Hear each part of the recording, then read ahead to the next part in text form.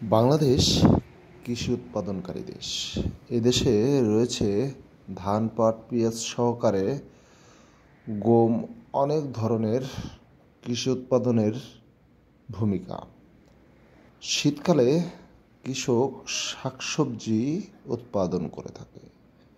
সেই শীতের মৌসুমের শাকসবজি কোথা থেকে কিভাবে উৎপাদন করে তা নিয়ে আজ দেখব। চলে এলাম একটি সিমের বাগানে। অনেক ধরনের সিম আমরা খেয়ে থাকি। দেখতে পাচ্ছেন কত সুন্দর সুন্দর সিম।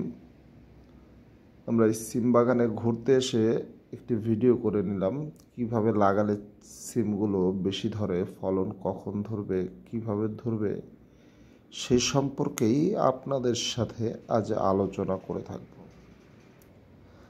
এই দেখতে পাচ্ছেন এখন বাজারে প্রচুর পরিমাণ সিম পাওয়া যাচ্ছে, যেখানে অনেক ধরনের সিম দেখতে পাচ্ছেন। চ্যাপ্টা একটা সিম আছে যার মূল্য অনেক ভালো। আমরা লম্বা সিমগুলোকে মনে করে থাকি যে এটা দেশি সিম। সম্পূর্ণ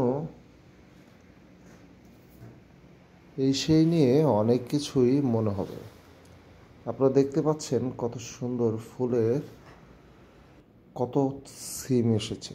সিমে পোকা ধরলে অবশ্যই ছাই ছিটিয়ে দেবেন, দেখবেন পোকা আর থাকবে না, সিম গাছ তরতাজা হয়ে যাবে। এই সব কিছু মিলে একটি সিম চাষের পুরো পরিকল্পনা আপনাদের মাঝখানে তুলে ধরেছি। দেখতে পাচ্ছেন সিম গাছের মাঝখান দিয়ে অনেকখানি জায়গা খালি রাখতে হয়। এই জায়গাটা খালি রাখার কারণেই এই সিম গাছগুলো বেয়ে বেয়ে জায়গা দখল করবে, এবং আপনি যেখানে একটু মাটি উঁচু করে রাখতে হবে, যেখানে আপনি দেখতে পাচ্ছেন উঁচু করা আছে গাছের গোড়ার মাটিটা, এরকম উঁচু করে রাখতে হবে। আপনারা আরও দেখতে পাবেন কতটুকু জায়গায় কতগুলো সিম গাছ লাগাতে পারবেন।